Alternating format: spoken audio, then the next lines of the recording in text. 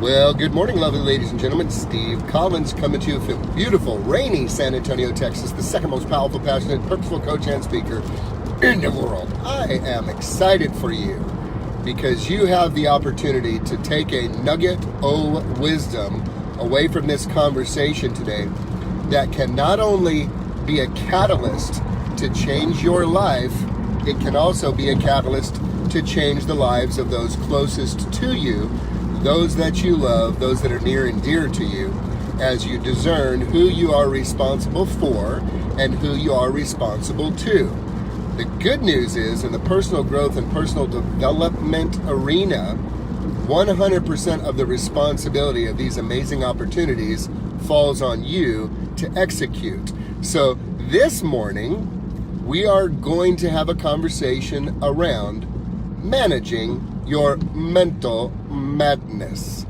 What exactly do you mean when you say managing your mental madness, Steve Collins? I'm so glad you asked, so I will jump in on it right now. Hey, good morning, Big Jake. Good to see you, baby.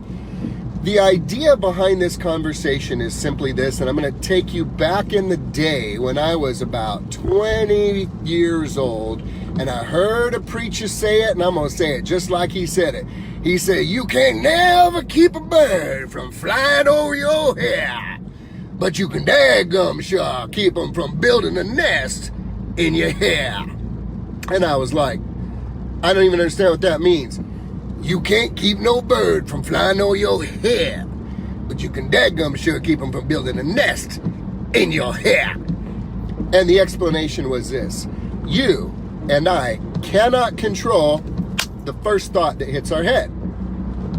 We can't. It's the first thought that hits our head. Because, by the way, not every thought you have is your own. Not every thought you have was originated by you. Many times these thoughts were given billions of dollars in marketing and advertising and conversations around your life from nature, nurture, and environment. Those that you trusted growing up, these become conversations in our heads when we are faced with situations and a thought hits our head. A thought like, well, you can't do that. Well, what if that fails? Well, what if you mess it up? Well, what are people going to say if it doesn't work? Well, how much money are you going to lose if that happens? Well, what if you lose everything? You can't stop the first thought from hitting your head. And you can decide whether you are going to dwell on it, be in agreement with it, take it into you, let it affect you and get you all physiologically jacked up. Or, here's how you manage your mental madness. Or you confront and challenge the thought with a better thought. If all of your best thinking has brought you to a place in life you are not happy with, have another thought. You get to decide. Advertisers are spending billions of dollars a year to gain access to this thing you and I have access to 24/7 for free. So you have the opportunity to challenge the thought. Did you know that? Most people don't even realize that. You can't keep the bird from flying over your head, but you can dadgum sure keep it from building a nest in your hair. You cannot control the first thought that hits your head, but you can decide if you're going to dwell on it, if you're going to agree with it, if you're going to let it influence you, if you're going to let it take a hold of you and grip you with a paralyzing fear that prohibits you from moving forward and taking productive action. You see, you can challenge the thought. You manage your mental madness by challenging the thought. Let me give you a thought from marriage. If you're married, I have news for you. You have marriage problems. How do I know you have marriage problems? Because you're married. If you don't have a problem, it's probably because you have very low standards, very minimum expectations for a joyful, amazing, passionate life, or you're heavily medicated. I don't know. I think there's two types of married people who are working their butts off to have a great marriage, and married people who are lying their butts off about having a great marriage. So let's just go there for a minute. When you find yourself in a pattern with your spouse, your first thought may not be a powerful and encouraging thought in the middle of a disagreement. You might hear something like, he is a You might hear something like, she is such a... You may have these first thoughts. That's the bird flying over your head. However, If you get in agreement with that thought, if you dwell on that thought, and especially if you continue repeating that thought, you are going to arm yourself and physiologically get in a defensive mode that is going to keep you from engaging in a solution. How do you manage your mental madness? Here's one way. What would that sound like between a husband and wife? That bird flies over your head. He is such a... She is such a... You go, no, she's not. She's upset right now, and she's really passionate about what she feels and believes. And I know she's real upset right now because she's using those two funny words that tell me this is going to be a challenge. The words always and never. You always do this, you never do that. Okay, those are my trigger words. That means to tell me now I'm going to listen to understand instead of preparing myself for my reply. You see what happens? You manage your mental madness by questioning the disempowering, defense-activating, self-diminishing initial thought. The initial thought. You can't keep that bird from flying over your head, but you can keep it from building a nest in your hair. You may not be able to, my friends, stop that first thought from hitting your head. You do have the power to kick it out and replace it with something more powerful. Here is a trigger statement I have used for years. When I have a disempowering thought or I find myself feeling diminished. You see, you have to understand this. Whatever you're feeling, you get the opportunity to change. Whatever you're feeling, you are feeling because of a thought that you are thinking that is creating that feeling. Challenge me on it. I dare you to. The evidence is there. Defy it at your own peril. Be a victim of your emotions, or manage your mental madness by recognizing if I am feeling something, it's because I'm thinking something. So let's say husband and wife. If you're feeling very angry and defensive, ask yourself, what am I thinking right now that's creating this feeling of anger and defensiveness? Well, I'm thinking she's a... I'm thinking he's such a... You guys got it? That's the bird flying over your head. You don't have to let it build a nest in your hair. You can say, no, I'm going to challenge that thought. And here's the trigger statement. Y'all ready for this? This is the golden nugget right here. How else could I think about this situation in this moment that would make me feel powerful instead of not powerful? Let me say that one more again for y'all so y'all can write it down if you intend to change your life.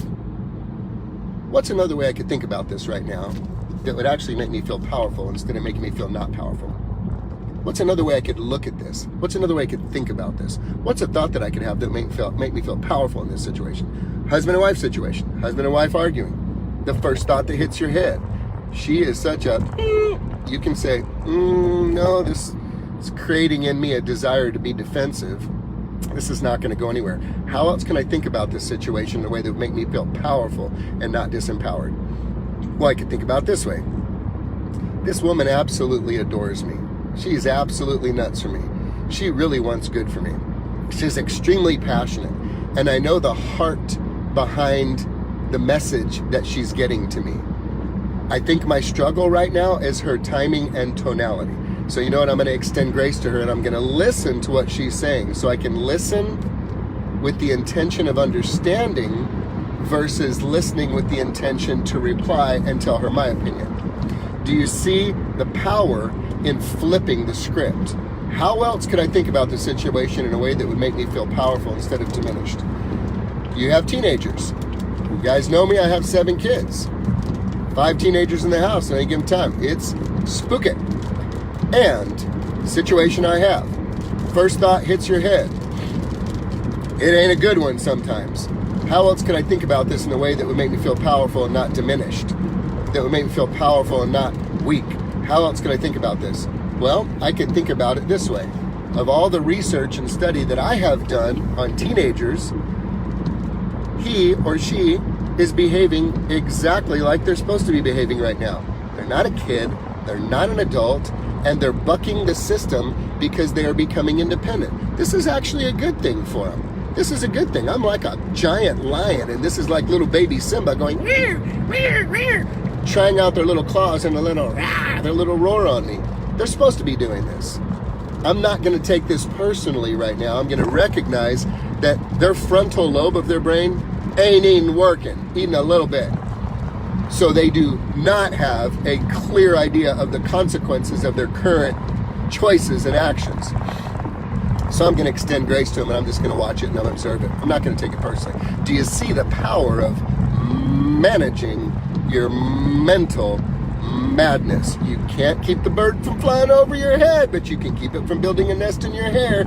You can't control the first thought that hits your head, but you can decide if you're going to dwell on it, if you're going to let it get your panties in a bunch, if you're going to let it make you look like a bulldog baptized in lemon juice, if you're going to get all crunchy and scrunchy and angry where nobody wants to be around you, you get to decide that. You are an armed guard at the gate of your mind. You have a responsibility to protect the nightclub of your brain. You guys have seen the movies in the past of the disco clubs in the 70s where there's a line wrapped around the street, but there's a little area there where you got two giant dudes standing there with a clipboard, and all you hear is and everybody's waiting, and some people will come up and they'll go, yeah, you ain't on the list, and you ain't getting in the club. You come up, yeah, you ain't on the list, you ain't getting in the club. Yeah, you ain't on the list, you ain't getting in the club. These are the negative thoughts. But you have a positive thought that hits. No, I think actually this could turn into something good if I'm just patient. Yeah, man, your name's on the list. Come on in. You are the armed guard at the front door of the nightclub of your brain. You get to decide who comes in and who don't come in. It is up to you to manage your mental madness and figure out for your damn self that if you don't intentionally control the thoughts you are thinking, someone and something else is. And whoever is managing those thoughts is the one directing the ship of your life, because their hands are on the helm of the ship of your life. Is it you? Is it advertising? Is it past conversations from the time you were a child? Is it limiting beliefs because of the circle of friends you are currently around? You can't keep a bird from flying over your head, but you can daggum sure keep it from building a nest in your hair. You can't control the first thought that hits your head, and you can decide whether you're going to let it get you all jacked up, whether you're going to agree with it, whether you're going to let it drive you nuts, or whether you are going to intentionally choose to replace it with a more powerful thought that will lead you closer to the joy that comes from knowing this right here.